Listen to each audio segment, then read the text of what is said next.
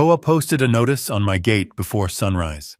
I never thought I'd wake up to an HOA claiming my ranch like they'd bought it overnight, then calling the cops on me when I pushed back. But the deeper I dug, the clearer it became.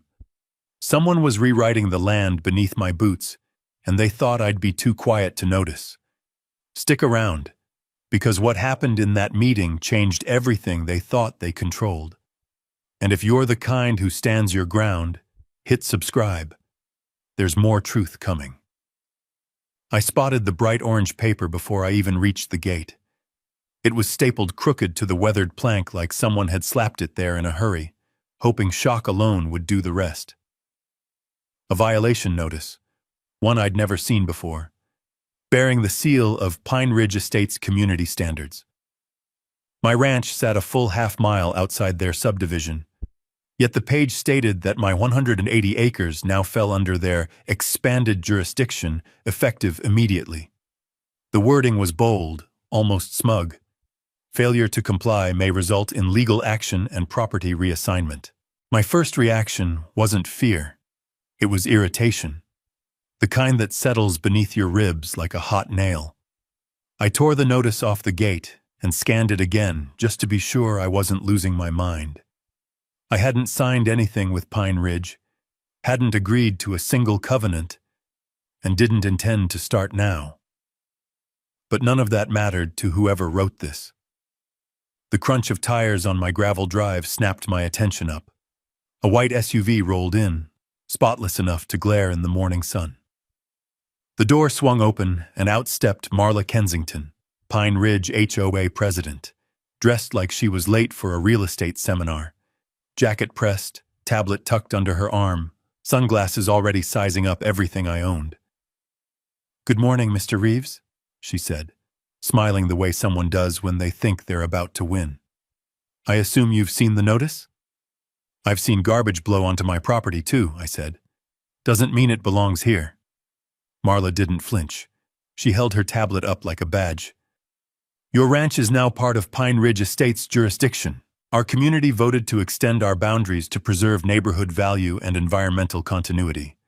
That includes regulating livestock placement, water use, and fencing visibility." My jaw tightened. "Ma'am, this ranch was recorded as independent land 40 years before your subdivision existed." Marla's smile sharpened. "Not according to the maps we filed yesterday." I knew then she wasn't here by mistake. She had come expecting compliance, maybe submission. Instead, she found me. Before I could answer, a second set of tires approached, this time a dusty county cruiser. Sheriff Wade Turner stepped out, hat pushed back, fatigue etched across his face. He'd been sheriff long enough to know trouble tends to find the same people again and again. "Colton," he said, giving me a nod before turning toward Marla. "Got a call about threats made toward HOA personnel." I stared at her. "You called the sheriff? For what?" Her expression never changed. "You raised your voice. My volunteers felt unsafe." "Volunteers?" I asked. "You walked onto my land uninvited." Turner lifted his hands. "Look, folks, I just need to figure out what's going on." Marla handed him her tablet, already flipped to a map I didn't recognize. Property lines warped and stretched like someone had drawn them with a dull crayon. On her map, a thick blue boundary swallowed the eastern section of my ranch. Turner frowned. "Marla, this doesn't match the county parcel book." "It matches our records," she said smoothly. He shot me a look that said, "Don't do anything stupid." I didn't plan to, but I also wasn't going to let someone carve up my home with fraudulent paperwork. I folded my arms. "Sheriff, nobody sold them this land. Nobody authorized anything. I want to know who approved that map." "That's for the county to decide," Marla said lightly. "And until then, Mr. Reeves is subject to HOA compliance. We'll need unrestricted access to the north pasture to verify livestock counts." "The hell you will," I said. Turner stepped in again, voice low. "Colton, don't escalate." But it had already escalated. Not by me, by her, by the notice, by the fake map, by the audacity of walking onto a man's land and rewriting its boundaries with a smile. I looked back at the gate where the orange notice had once hung. Something cold settled in the center of my chest. Not fear, not yet. More like a warning, a pressure drop before a storm. If an HOA believed it could swallow part of my ranch with nothing but photocopied paperwork and a vote held in someone's living room, then this wasn't a misunderstanding. It was a takeover. Turner finally handed the tablet back. I'll file a report and check with the county registrar. Until this gets sorted, I need both of you to keep things civil. Marla nodded graciously, as if she'd already won. Thank you, Sheriff.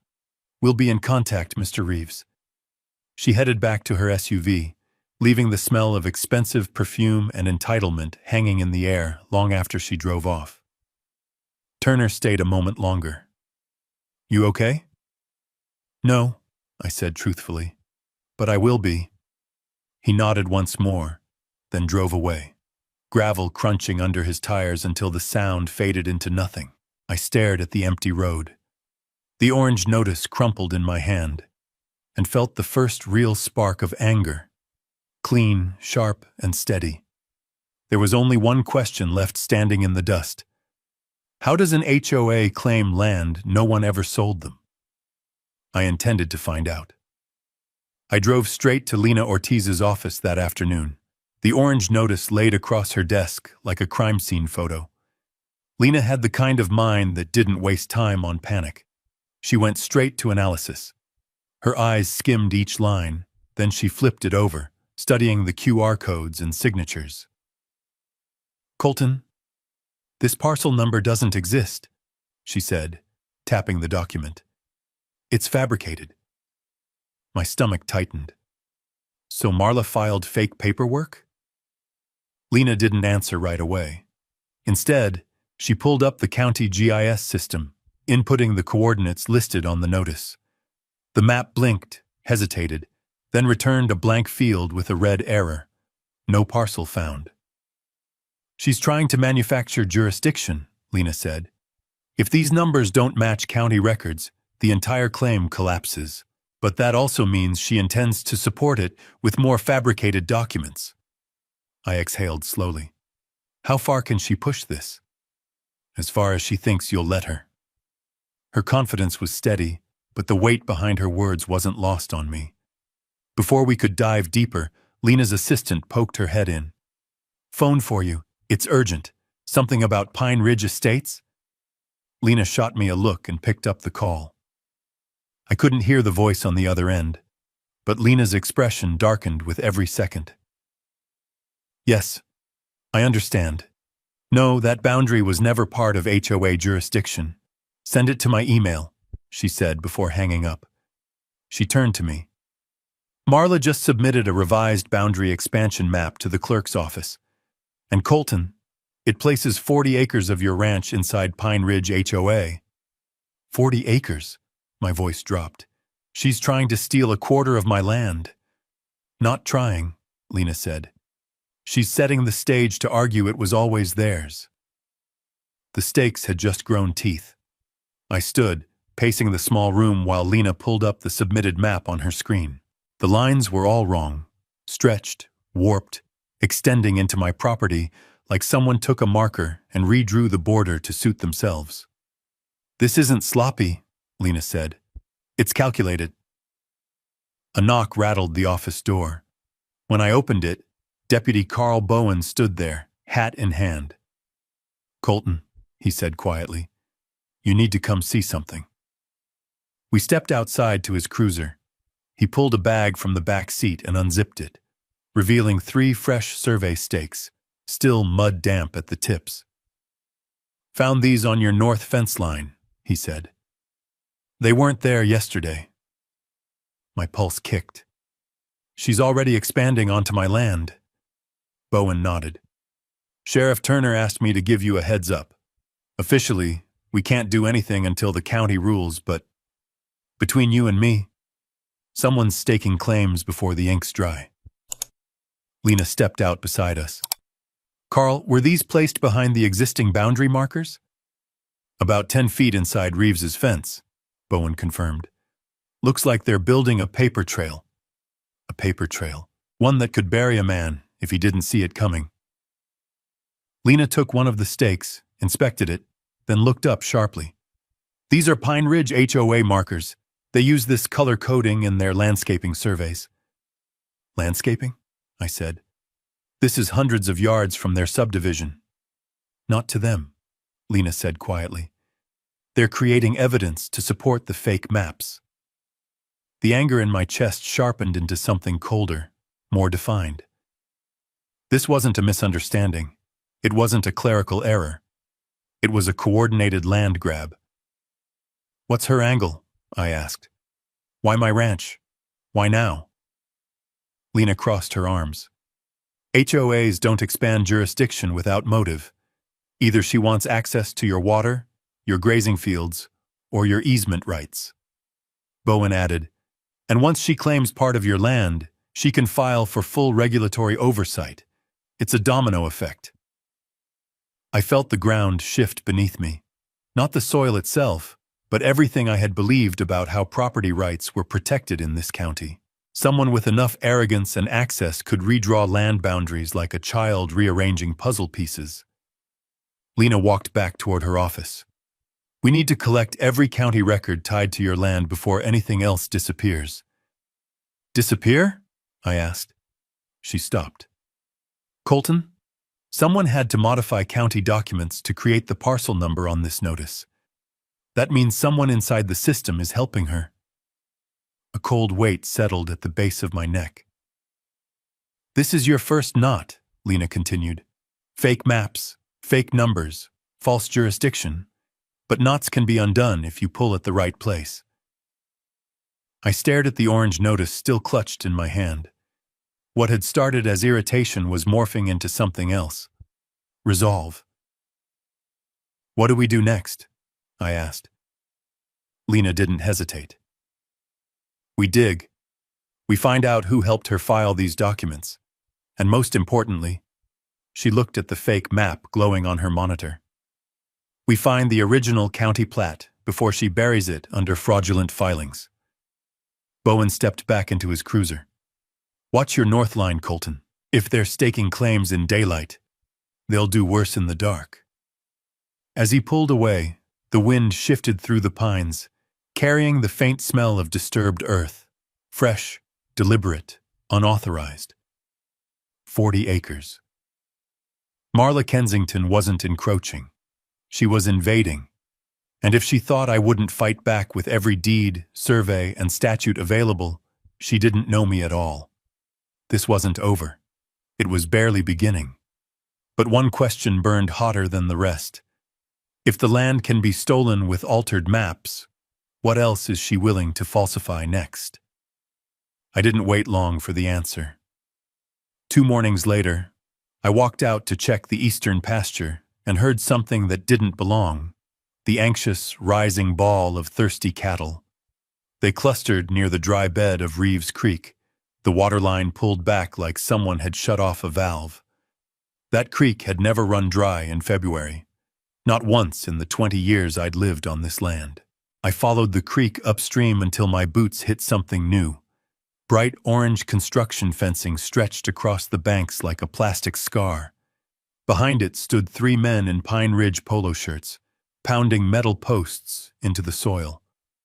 "What the hell are you doing on my land?" I shouted. One of them didn't even turn around. "Environmental Preservation Boundary, HOA Directive." I stepped closer.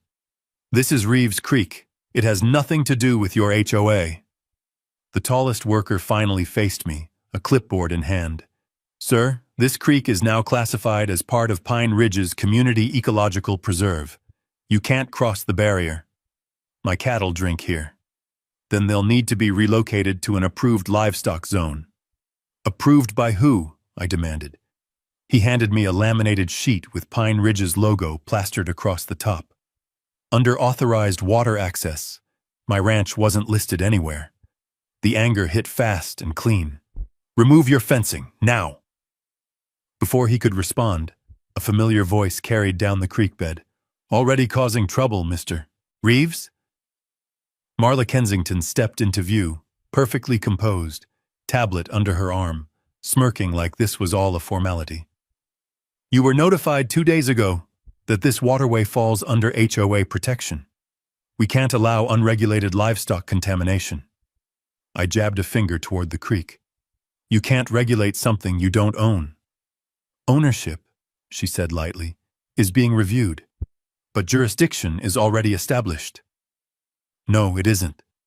Yes, she corrected. It is, and you're currently trespassing on a protected zone.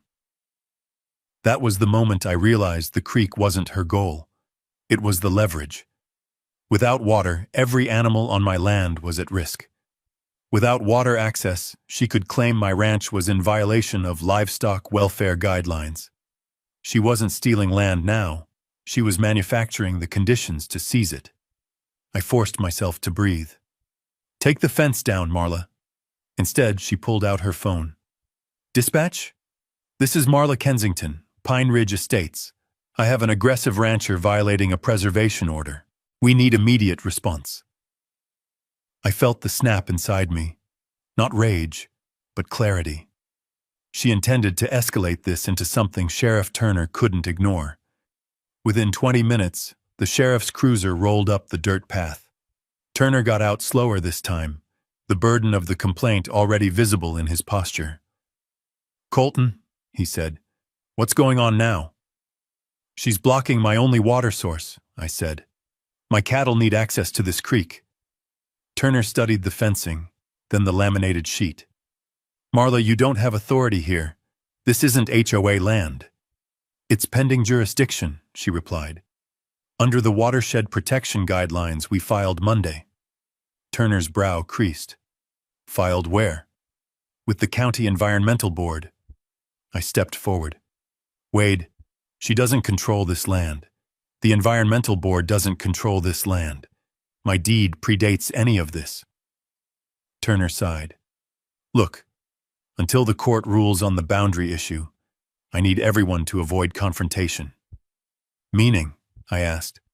He rubbed the back of his neck, meaning I have to issue a temporary access restriction. The words hit like a hammer. A restriction, I said.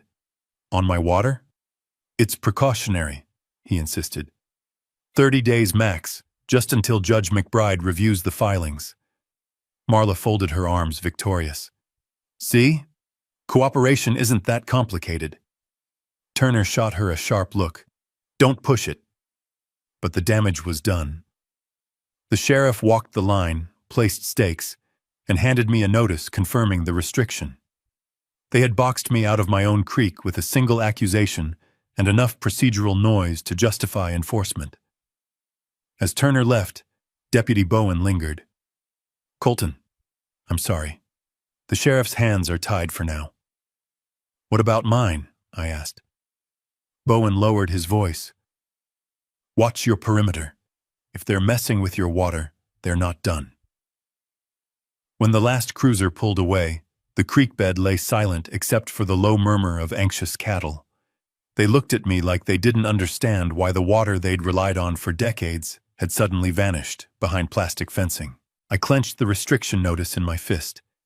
This wasn't just a boundary dispute anymore. Marla had escalated the fight into survival territory. For my ranch, for my livestock, for every inch of land tied to my family's history. She thought she could drain my creek, starve my cattle, and push me into compliance. She didn't understand that this was exactly the kind of pressure that made a man dig in. And the next move was mine. Because if she was willing to falsify maps and commandeer waterways, then I had to assume she'd go even further. The only question now, what line would she try to cross next? And how soon would she force me to stop her? That night, silence settled over the ranch like a verdict. No running creek, no steady rhythm of cattle drinking. Only the restless shifting of animals pushed up against fences they didn't understand. I sat on the porch with the restriction notice on my knee, reading the wording again and again until it blurred. Temporary access suspension. Pending review. Environmental compliance. Marla had found a way to weaponize procedure. I needed to understand just how deep her manipulation went. Evidence, not anger, was my only weapon. Inside the house, I pulled out the old survey folder, my late wife's binder, edges soft from years of handling. She had cataloged every corner stake, every fence repair, every natural spring on the property. Her handwriting filled the margins in careful loops. I turned to the page covering the creek boundary. She'd drawn a small arrow noting the waterline shift during drought years. Never this drastic, never this sudden. And then I saw it. Her marking of the original north boundary stake, circled twice, labeled permanent, do not move. But according to the new maps Marla filed, that stake didn't exist.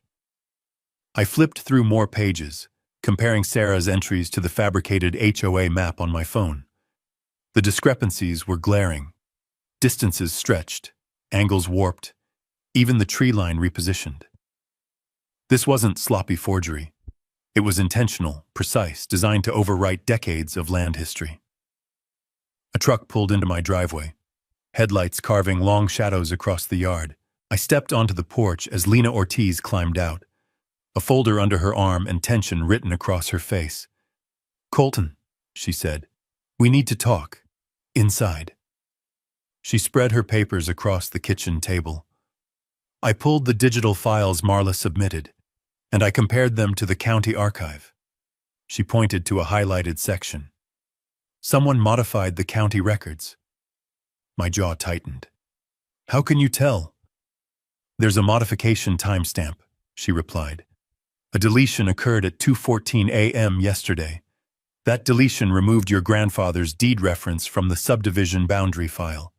The only reason I caught it is because the server keeps hidden logs." I stared at the numbers, the cold precision of it. Not a mistake, an erasure. "Who has access to modify those records?" I asked. "County employees, and anyone the clerk gives permission to." That answered nothing and everything. I had suspected foul play. Now I had confirmation. Lena sat back. "Colton, this isn't just about land. It's about someone abusing public systems to rewrite legal reality." The silence that followed weighed heavy, like the moment before a storm breaks. I opened Sarah's binder again and slid it across the table. "Compare these." Lena studied the handwritten surveys, her expression sharpening. "Your wife was meticulous. These notes could disprove the HOA's entire expansion claim.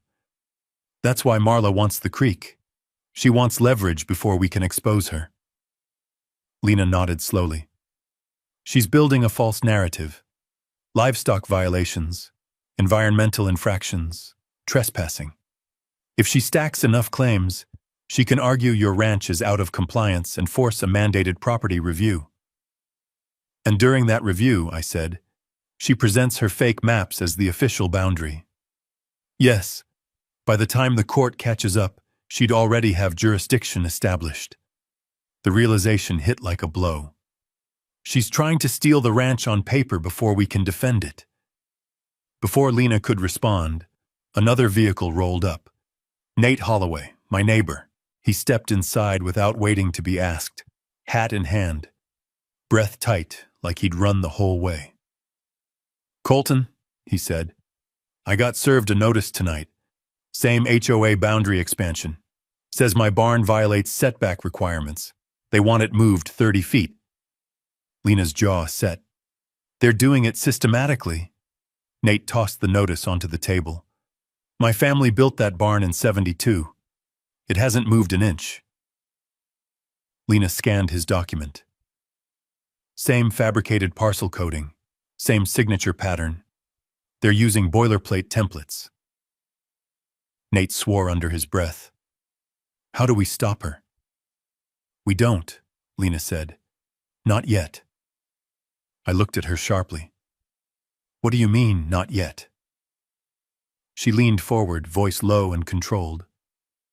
"If we go to court now, all we have is suspicion and altered maps. She'll argue you're resisting community enforcement. The judge will order a temporary jurisdiction freeze while they investigate. That freeze hurts us, not her, I said. Exactly, Lena said. But if we wait, we might catch whoever is modifying county files. Or we get the original plat first, before she buries it under more fake filings. I understood the strategy, painful as it was. Let her think she's winning. Let her make bigger mistakes. Let her reach too far. Nate shoved his hands in his pockets. So what do we do tonight? We watch, Lena answered. We document everything. Any trespassing, any construction, any new markers, they all become evidence. I opened Sarah's binder again, running a thumb over her careful handwriting. She had believed in precision, in truth, in fighting with facts, not fists. I could almost hear her voice. Always trust the paperwork, but verify the people behind it. Lena, I said, we need the original county plat. The one from before Pine Ridge existed. She nodded. Ethan Crow might be able to find it, but we need him to do it quietly. Nate cursed softly. This HOA mess, it's spreading like wildfire. No, I corrected. A wildfire burns out on its own. This is arson. Someone is lighting matches in the county clerk's office. Lena closed her folder. We're dealing with deliberate tampering, coordinated filings, and a president who thinks property lines are suggestions. This is bigger than HOA drama. Silence returned, but it wasn't helpless this time. It was focus, preparation, the calm before a counterstrike. I stood and looked out the window toward the dark shape of the creek bed beyond the hill. The fencing, the fabricated maps, the deleted deed, each one was a knot in a rope she planned to pull tight around my throat. But knots can be untied. And I had just found the loose thread. Tomorrow we'd start pulling. Tonight, the only question was, who inside the county was helping Marla rewrite the past? And how deep did the corruption go? Morning didn't bring answers. It brought footsteps. I was halfway to the barn when I heard a truck pull into the driveway. Nate Holloway climbed out, jaw set, another paper in hand. They hit me again, he said, marching over. Second notice. Says my barn violates an HOA visibility ordinance. I took the paper from him. Same formatting, same fabricated parcel numbers, same signature from a compliance officer Pine Ridge didn't even employ last year.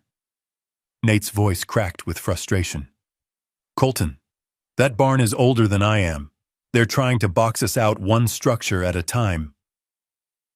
Before I could answer, Lena's SUV turned into the drive. She stepped out, phone still in hand, her expression sharper than usual. Marla filed 5 new boundary maps this morning, she said. 5. All targeting ranch lands adjacent to Pine Ridge. So, this isn't just about me, I said. No, Lena replied. It's a coordinated land expansion, and once the maps pile high enough, she'll claim the county failed to update the registry. She's rewriting the countryside, Nate muttered. Lena nodded, piece by piece. The stakes had changed again. We weren't dealing with a personal vendetta. We were dealing with a land grab operation. What do we do? I asked. Lena handed us each a printed list. These are properties Pine Ridge has filed complaints against in the last 30 days. I've identified a pattern. Every parcel is within half a mile of water or a potential utility easement. Utility easement. That word carried weight. With an easement, an HOA or developer could justify nearly anything. Road access, pipeline installation, mandatory landscaping, even forced sale. She wants control of the resources, I said. And she's using regulation to get it, Lena answered. Before we could plan our next move, a horn blared from the road. A county pickup rolled up, dust kicking behind it. Ethan Crow, the county surveyor, stepped out. Tried calling, he said, but figured this was better in person. Ethan wasn't the panicked type, but his face was tight. He glanced toward the house, toward the pasture, toward everything that might be at risk. Someone's been accessing old survey files, he said quietly. Files they shouldn't have access to.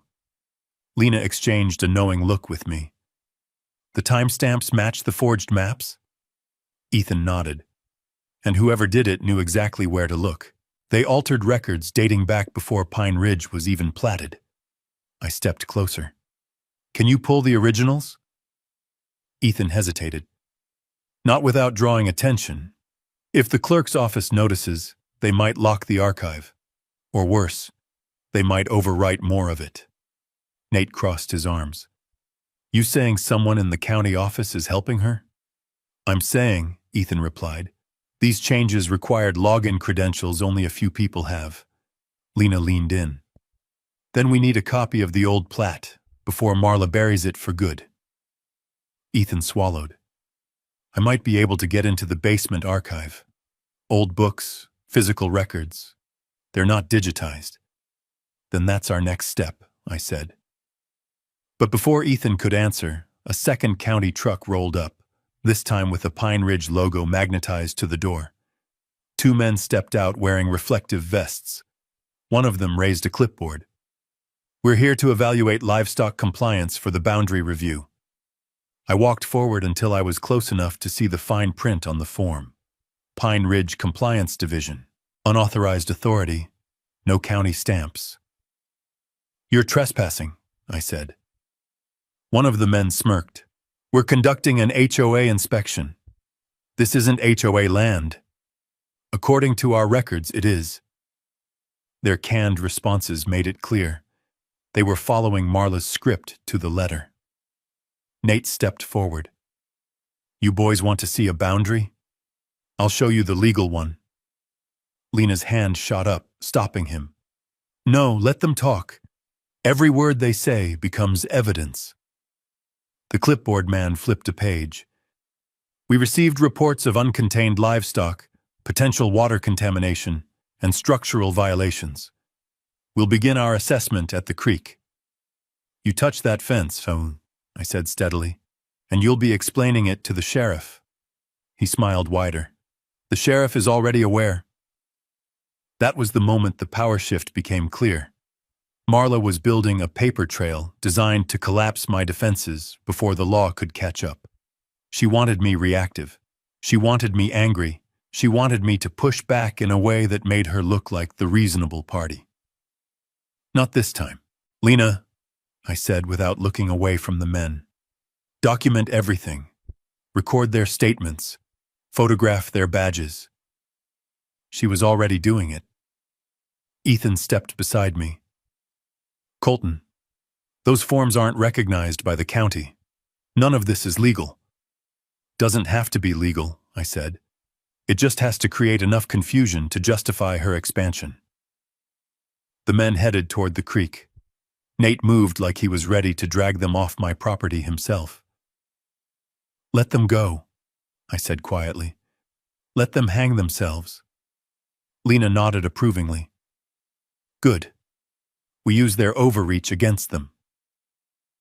When the inspectors disappeared over the hill, Ethan opened his folder and pulled out a photocopy of a map. This, he whispered, is from the 1978 plat book. Pine Ridge's original boundaries. They never included your ranch. Not 1 inch. I studied the map. Clean lines. Clear distinctions. Documented decades before Marla ever arrived. This is the truth, Ethan said. But to fight her, we need the original. Stamped, signed, archived. And it's in the basement? I asked. He nodded. Behind 2 locked doors and a file system nobody wants to touch, unless they know exactly what they're looking for. Lena folded her arms. Then we're running out of time. I looked toward the creek, my creek, now fenced by people who didn't even know where the water came from. If Marla thought she could erase my boundaries and rewrite history, she was about to learn something about ranchers. We don't let outsiders redraw lines our families carved in sweat and stone. Tomorrow night, Ethan said, I'll get the original plat. And once we have it? Nate asked. I tightened my grip on the old survey binder. Once we have it, I said, we pull every thread in her web until the whole thing comes down. But the question lingered in the back of my mind, heavy and urgent. How far would Marla push this before she realized she'd crossed a line she couldn't come back from? By the next evening, it became clear she intended to push far deeper than any of us expected. Ethan texted me just after sundown. Basement tonight. Come alone. Use the north entrance. Do not park near the building. A message like that didn't come from a casual concern. It came from someone who'd seen something dangerous. Lena insisted on coming anyway. If this is evidence, I need to verify authenticity right away, she said, already grabbing her briefcase. We parked a block away from the courthouse and walked in through the alley. The building was technically closed, but Ethan had left the north door cracked, just enough to slip through. Inside, the courthouse felt colder than usual. The halls were empty, the lights dimmed to security mode. Footsteps echoed even when no one was walking. Ethan met us by the stairwell, face pale. Good. You came fast, he whispered, because you're not going to like what I found. He led us down 2 flights into a basement most people never visited. Old county buildings are like living archives, layers of history stacked in boxes, maps, and forgotten binders. Down here, truth didn't disappear easily, unless someone wanted it to. The basement records were kept in long metal cabinets older than Pine Ridge itself. Ethan unlocked one and slid out a massive plat book labeled Subdivision Records, 1950 and 1985. This, he said, laying it open on a metal table, is the original zoning layout for Pine Ridge. Your ranch, Nate's, the Holloway place, every ranch around here, was purposely excluded. Lena ran her finger across the boundary lines. Clean, precise, unmodified. Now look at this, Ethan said, pulling a second book from the cabinet. These are the same plats, but updated in the 2000s. He flipped to the same page. My stomach tightened. The boundaries were different. Pine Ridge suddenly spilled beyond its original annexed area and wrapped around my ranch like a wolf circling prey. These weren't digitized, Ethan said, so whoever altered the maps didn't just hack the archive. They replaced the physical pages. Lena looked up sharply. That requires storage access and physical keys. Ethan nodded grimly. Exactly 3 people have them. Me, the county clerk, and the deputy clerk Marla's been having private meetings with. There it was, the answer none of us wanted. She wasn't getting lucky with loopholes. She was getting help. How long has this been going on? I asked. Ethan exhaled. Months, maybe a year. The alterations are too clean to be rushed. Meaning she planned this before she ever stepped foot on my porch, I muttered. Lena tapped a corner of the forgery where the ink wasn't perfectly matched. This is prosecutable. Document tampering. Fraudulent land filings. Racketeering if it involves multiple properties. Ethan handed her a USB drive. I pulled digital deletion logs. Someone erased your grandfather's deed reference number last month, then replaced it with a dummy index. That hit harder than I expected. My grandfather had filed that deed with a stub pencil and a handshake from a county official who actually believed in honoring land rights. If he knew someone erased his name from the record, he'd rise out of the earth and demand justice himself. Who else did she target? I asked. Ethan retrieved another folder. I mapped every alteration on. So far, you, Nate, 2 retired ranch couples, and 1 widower with 80 acres backing the ridge. She's going after properties with water or access roads, Lena concluded. She's going after people who can't fight back, I said. A noise echoed from the stairwell, distant, metallic, too faint to be casual. Ethan froze. We need to move now. He shoved the original plat book toward me. Take photos, fast. Lena snapped picture after picture, Overview shots, signatures, certification stamps, date seals, page layers, ink variations. Every angle that could be used in a courtroom later. Another sound, this one closer.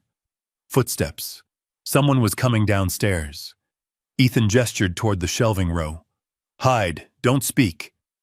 We pressed ourselves behind a line of steel cabinets as the basement door creaked open. A flashlight beam swept over the floor, slow and methodical. I recognized the voice instantly. Deputy Clerk Mason Ryland, Marla's quiet shadow in every county meeting. He moved into the room, shining his light across the open cabinet, the pulled plat books, the scattered maps. Someone's been down here, he murmured. Lena stiffened beside me. Ethan's jaw clenched. Ryland took out his phone. Marla, you're right. Someone's digging. Looks like they found the old plats. My pulse slammed through my chest. Marla's voice answered faintly through the speaker. Seal the basement. I'll handle the rest. Ryland turned toward the cabinets we were hiding behind. One more step and he'd see us. Then Ethan did something that saved us. He knocked over a stack of cardboard boxes on the far side of the basement with a quick, controlled push. The crash echoed like a sledgehammer. Ryland spun around. Who's there? He jogged toward the noise, flashlight bobbing. Now, Ethan whispered. Out. Quiet. We slipped through the opposite aisle, up the stairs, and through a side exit before Ryland circled back. Only once we reached the alley did anyone breathe again. Lena pulled out her phone, hands still shaking. We have what we need, enough to expose her entire operation. No, I said, not yet. They both looked at me. We don't bring this out in pieces. We wait. We gather everything. Then we hit her where she expects applause. Ethan blinked. You mean the HOA annual meeting? Exactly. Lena closed her briefcase with a decisive snap. Then every forged document needs to be ready. Every photo, every timestamp, every witness.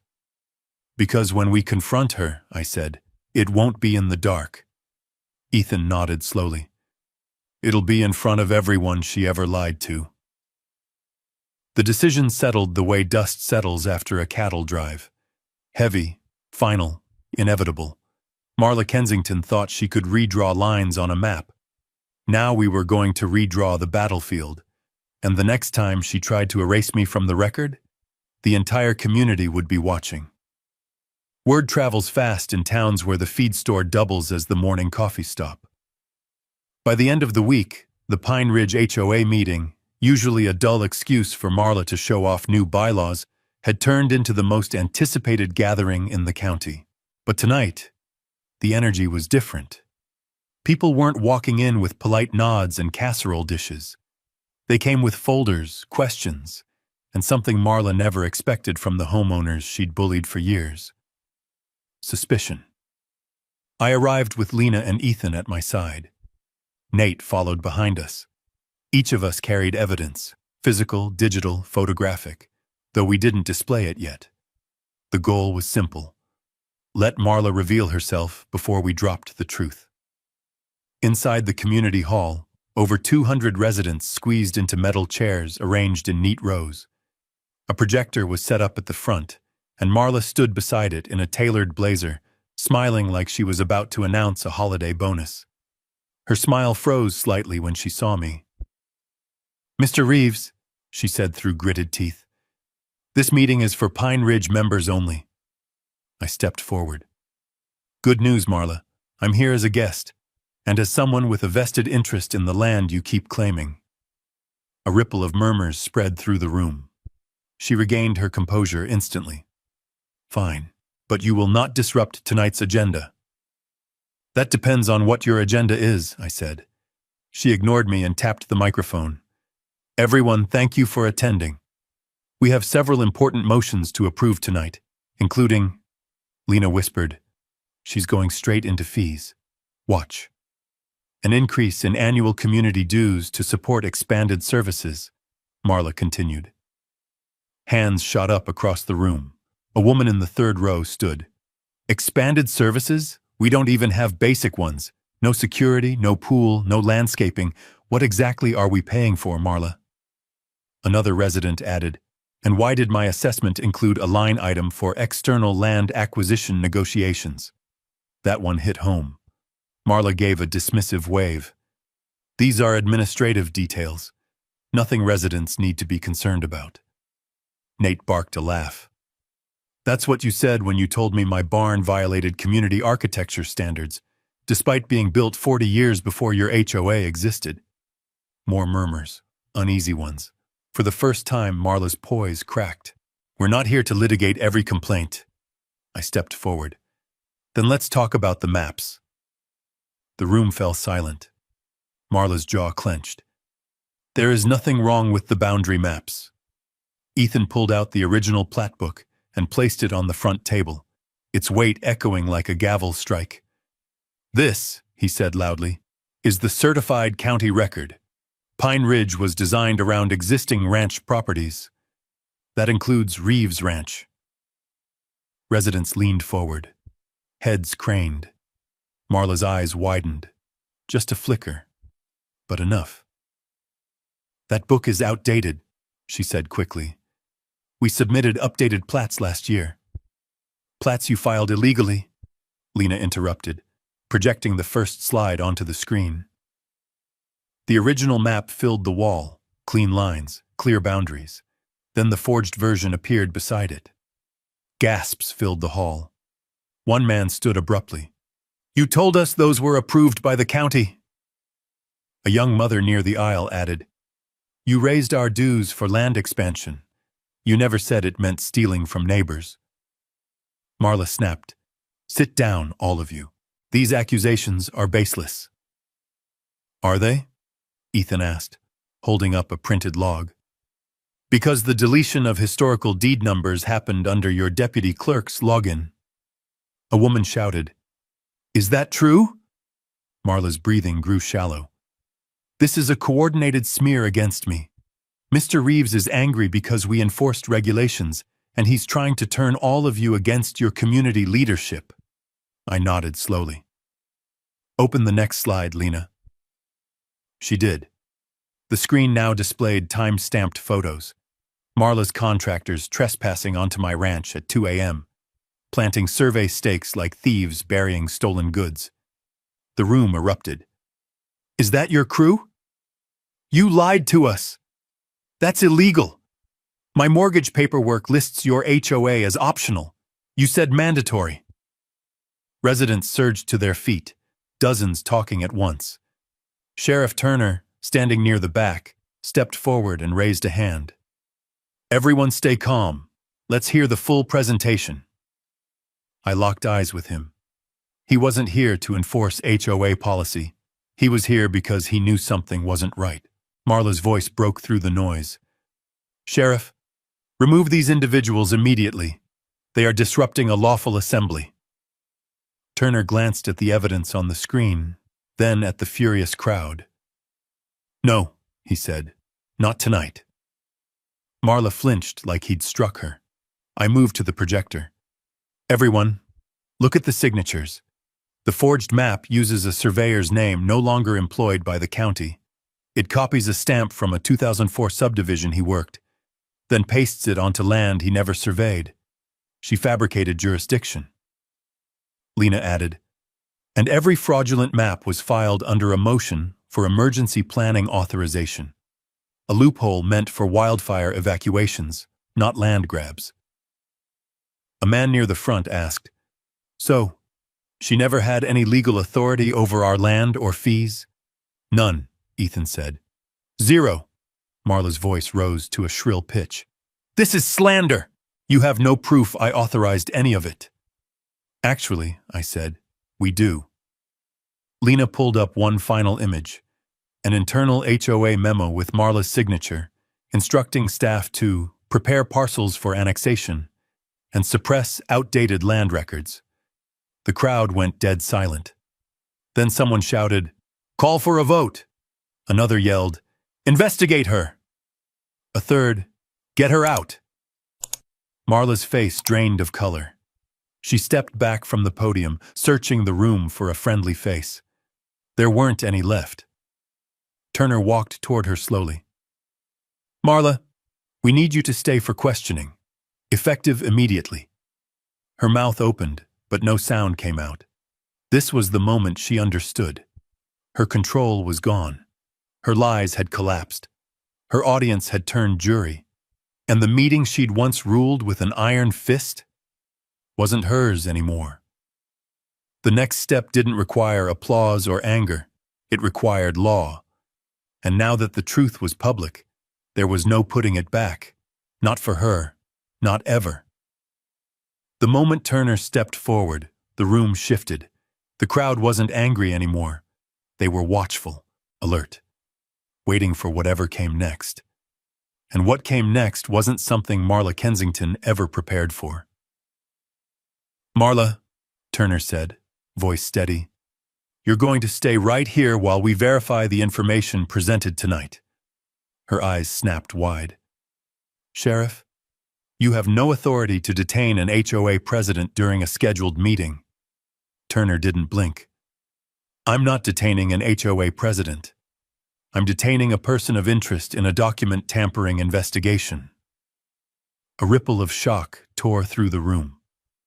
Marla's posture changed instantly.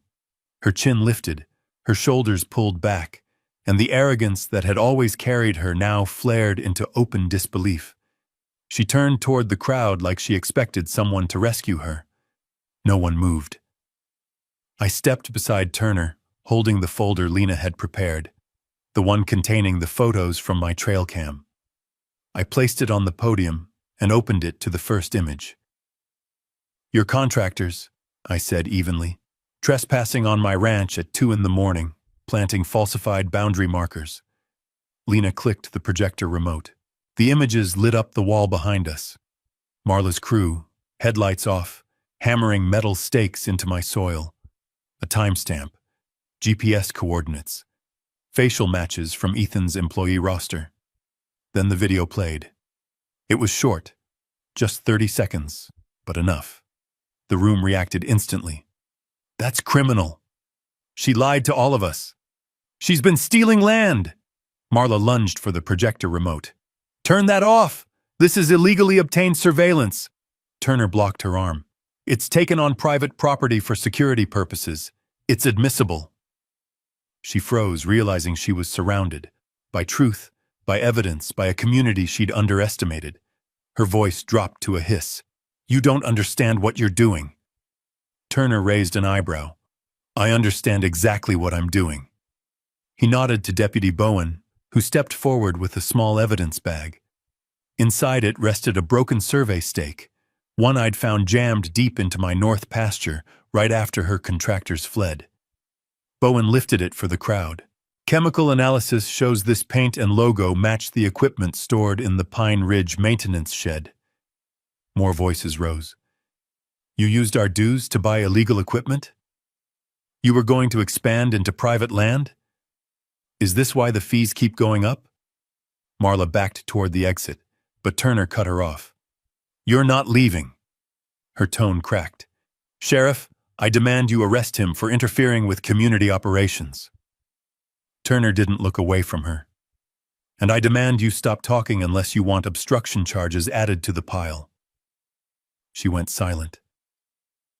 Dead silent. Lena stepped to the front and cleared her throat.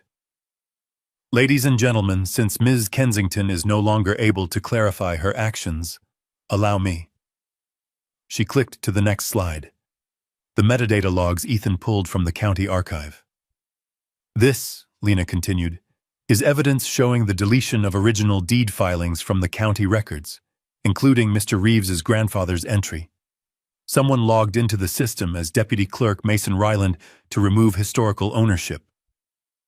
Gasps. A few curses. A stunned silence. Then someone whispered, "My God, she tried to erase him." Marla's expression hardened into cold fury. "This is a coordinated attack. These files were altered long before I ever took office." Ethan stepped forward this time. "Funny," he said. Because the deletion timestamps match nights you were logged into the county building after hours. 8 separate times. Turner turned to his deputy. Carl, note that. Bowen scribbled into his pad. Marla's throat moved as she swallowed hard. Her poise was unraveling thread by thread. I breathed once, slow and controlled. You thought you could rewrite history, rewrite boundaries, rewrite ownership, but the land remembers. A murmur of agreement rippled behind me. Turner took a step closer to her. Ma'am, based on the evidence presented, you are being held for official questioning in relation to document fraud, falsification of boundary records, and criminal trespass. You can't do this, she whispered. I built this community. No, Turner said. You built a trap. Oh, and you stepped in it. The sheriff gestured to Bowen. The deputy moved beside Marla, not yet cuffing her, but close. Marla scanned the room one last time, eyes darting from homeowner to homeowner, searching for even one ally. There weren't any. At that moment, she finally understood. The HOA wasn't hers. The room wasn't hers. The narrative wasn't hers. Turner addressed the crowd. Until this investigation is complete, all HOA activities are suspended. No fines, no enforcement, no boundary expansions. Understood? The room erupted in applause, cheers, and shouts of relief. But Turner lifted a hand again. This doesn't end here. Tomorrow morning, we take this to Judge McBride. He turned to me. Colton, be ready. Bring every document you have. I nodded. I will. Marla's voice, small now, broke through the noise. You think this will stick? You have no idea who I've worked with. No idea how deep this goes. I met her gaze. Then tomorrow, we'll find out. Turner led her out of the hall. Residents parted like water around a sinking ship. And as the doors shut behind them, a single undeniable truth settled over the room. The fight wasn't over. But for the first time, the law was finally on my side. The courthouse was already packed when we arrived the next morning. Homeowners from Pine Ridge, ranchers from the outer lots, even a few county staffers lingered near the hallway benches. Word had spread fast. Today, Judge Ellen McBride would review everything, every forged map, every trespass, every fraudulent filing. Marla entered flanked by 2 attorneys in crisp suits. Their confidence evaporated the moment they saw the stack of documents Lena carried under her arm. She didn't look at me. She didn't look at anyone. She looked like she was bracing for impact. Inside the courtroom, Judge McBride wasted no time. Let's begin. Ms. Kensington, your HOA filed emergency boundary expansion claims and property enforcement measures. Mr. Reeves disputes all filings and alleges document tampering. We will review both arguments today. Her tone was sharp enough to cut wire. Marla's lead attorney stepped forward. Your Honor, our client was acting under administrative misunderstanding. The county records in question were... McBride held up a hand. Stop. My clerk informed me those records were altered after official certification. Explain that. He stuttered. We are still investigating possible clerical errors. Clerical errors don't delete grandfathered deeds, McBride said flatly. Show me the original filings that justify Pine Ridge's claim. He shuffled papers, searching for anything that resembled legitimacy. There is an updated map, he finally said.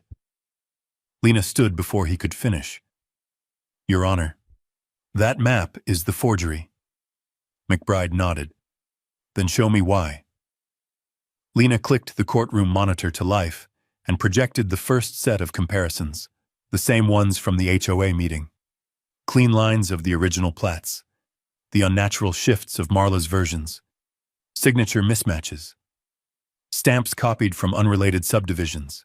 This, Lena explained, tapping the screen, is a photocopied certification stamp from a 2004 zoning adjustment used illegally to endorse a 1976 plat Marla claims is valid. McBride leaned forward. Is that accurate, Mr. Crow? Ethan rose from the witness bench. Yes, Your Honor. The metadata confirms digital alteration within the last 90 days. The physical plat was replaced. We found trimmed edges on the forged version where someone cut the page to fit into the record book. A wave of murmurs echoed across the courtroom. McBride turned to Marla. Did you alter county land records? Her jaw flexed. Absolutely not. I relied on what was provided to me. Lena folded her arms. Provided to you by Deputy Clerk Ryland? The same one meeting you after hours to update filings? The attorney objected, but McBride overruled instantly. Answer the question. Marla's eyes darted. I don't recall. Let's refresh your memory, Lena said, placing the printed login logs on the evidence table. These are timestamps of every deletion and map replacement. Each one corresponds with nights Ms. Kensington accessed the county building. McBride scanned the papers. Her expression hardened. Ms. Kensington, she said coldly, this is not a misunderstanding. This is tampering. Before Marla could respond, Turner stepped forward with the trespass footage. Your Honor, this video shows Pine Ridge contractors, under Marla's direction, planting fraudulent survey markers on Mr. Reeves's land at 2:08 a.m. McBride watched the footage. No reaction. Then she rewound it. Watched again. Is this verified? It is, Bowen confirmed. GPS stamped, verified against contractor employment records. Marla finally cracked. This is all being blown out of proportion. Sit down, McBride snapped. Now. The courtroom fell silent. I hadn't spoken once, not yet, but the judge turned her attention to me. Mr. Reeves, you're claiming your ranch predates all HOA filings? Yes, Your Honor, I said, stepping forward. My grandfather recorded the original deed in 1956. That deed was deleted from the county record. We have the filed copy, the chain documents, and the certified plat showing Pine Ridge was built around existing ranch properties.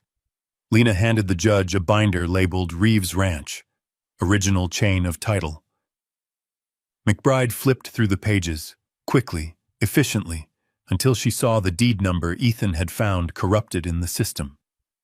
This number shouldn't have been removed, she said, not without state-level authorization. Ethan nodded. And there was no state authorization, just falsified removal. McBride closed the binder with a decisive thud. That's enough. The tension in the courtroom tightened like a cinched rope. Here is my ruling, she said. Effective immediately. All claims by Pine Ridge Estates over Reeves Ranch are dismissed with prejudice. The HOA is prohibited from filing boundary expansions without county oversight. Ms. Kensington is subject to a criminal inquiry for document tampering, forgery, and unlawful property interference. A restraining order is placed against Ms. Kensington. She is to have no contact with Mr. Reeves or his property. Access to Reeves Creek and all water rights are restored to Mr. Reeves immediately. A collective exhale swept through the room, but McBride wasn't finished. Furthermore, she added, the court recommends suspension of Pine Ridge HOA operations pending forensic audit. Any future actions must be approved by county legal counsel. Marla shot to her feet. You can't shut down an HOA on the word of a rancher. McBride's stare could freeze water. I didn't shut it down on his word. I shut it down on evidence. Marla's attorneys tried to usher her back into her seat, but she pushed them away, trembling with rage. You don't know what you're unleashing, she spat. You think he's innocent? Remove her from the courtroom, McBride ordered calmly. Turner and Bowen approached. Marla backed away, voice shaking. This isn't over. You don't understand the people behind this. Yes, I said quietly. We do. And now the law does too. Bowen escorted her through the rear door as she continued shouting empty warnings into the hallway. McBride looked at me one last time. Her tone softened, Not kind, but respectful. Mr. Reeves, the court recognizes how much you've endured. The law exists for a reason. Today, it did its job. I nodded. Thank you, Your Honor. But justice wasn't the end. Now came the rebuilding, and the reckoning for everyone Marla hurt, not just me. Outside the courthouse, Nate clapped my shoulder. She's done, Colton. She won't recover from this. Maybe not. But as I stared across the crowd of relieved homeowners and worn-out ranchers, I knew one thing. We weren't finished yet. Not until the land, the truth, was fully restored. And tomorrow, that work would begin. The morning after Judge McBride's ruling, I woke before sunrise, not because I couldn't sleep, but because the quiet felt different. Not tense, not heavy, just waiting. Like the land itself knew something had shifted back into place. I saddled up and rode toward the creek, the same path I'd taken 1,000 times, but today it felt ceremonial. The final act in a fight I never asked for, but refused to lose. When I reached the creek line, the plastic fencing was still there. Those bright orange strips Marla's crew hung like prison tape over a crime scene that didn't belong to them. I dismounted, grabbed the first stake, and ripped it out of the ground. It came free with a hard metallic snap, like the land was exhaling with me. One by one, I tore down every inch of fencing they'd used to choke off the water. When the last post hit the dirt, the creek finally looked like itself again. Steady, unbothered, older than any HOA paperwork would ever be. Behind me, a truck pulled up.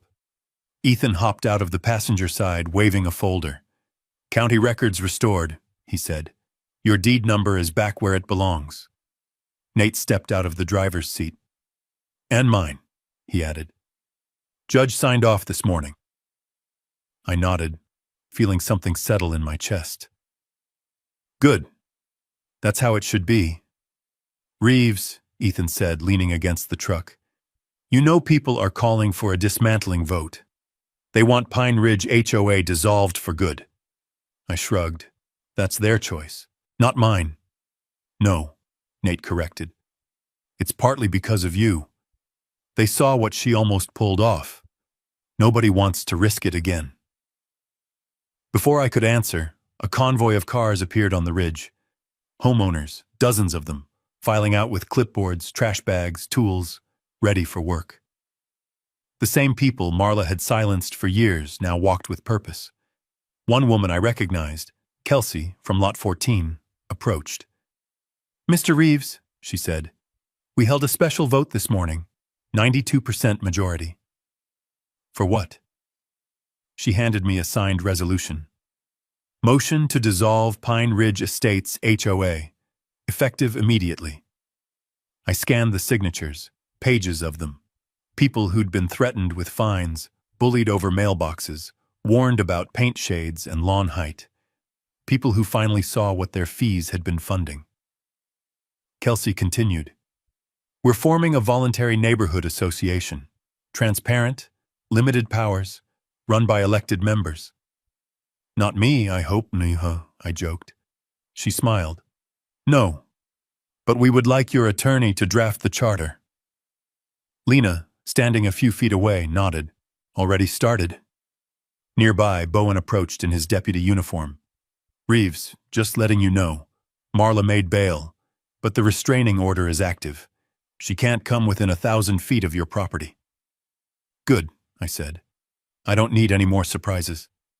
He hesitated. "She's facing federal-level review, too. McBride's referral went straight to the state attorney's office. Forging land records doesn't stay local." "So this isn't over for her," I said. "Not close," Bowen replied, "but it is for you." The homeowners started clearing the area, pulling out leftover stakes, removing signs, cleaning up the mess. Not because they owed me anything, but because they finally saw the truth of who had hurt them. One resident called out, "Colton, this creek, mind if our kids play here again sometime?" I waved a hand. "It's water. Water's meant to be shared. Just stay off the fencing lines." She grinned. Yes, sir. As the morning went on, people worked side by side. Ranchers and suburban families, engineers and teachers, retirees and new parents. The divide Marla had used as a weapon dissolved on its own. By noon, the land was clean again. By afternoon, the HOA that once tried to annex my ranch had vanished, voted out of existence by the very community it claimed to protect. When everyone eventually left, I walked back to the cottonwoods, the same ones my father showed me as a boy, the same ones whose roots drank from the creek Marla tried to steal. Lena joined me quietly. You did good, Colton. I didn't do it alone. No, she agreed. But you were the first one who said no. That matters. I looked at the cottonwoods swaying lightly. Funny thing about land. You can warp a map. You can forge a document. But you can't change where a tree grows. She smiled. And you can't change who owns it. For the first time in weeks, the air felt still. Not the silence of fear, but of closure. Justice hadn't come with a dramatic showdown or some Hollywood speech. It came through paper, patience, and the stubborn refusal to be erased. The land was mine again. The truth stood tall, like the cottonwoods, and for the first time since this began, the future looked like something I could shape again, not something someone else could steal. I rested a hand on one of the trunks, rough, steady, unchanged. All right, I said softly. Let's get back to work. Because land doesn't stay safe on its own. People protect it. Documents protect it. Truth protects it. And I'd never let anyone forget that again. If you've ever stood your ground against folks who thought they could take what wasn't theirs, drop a justice in the comments. And if stories about grit, dignity, and real land rights speak to you, stick around and hit subscribe. There's plenty more coming down this old dirt road.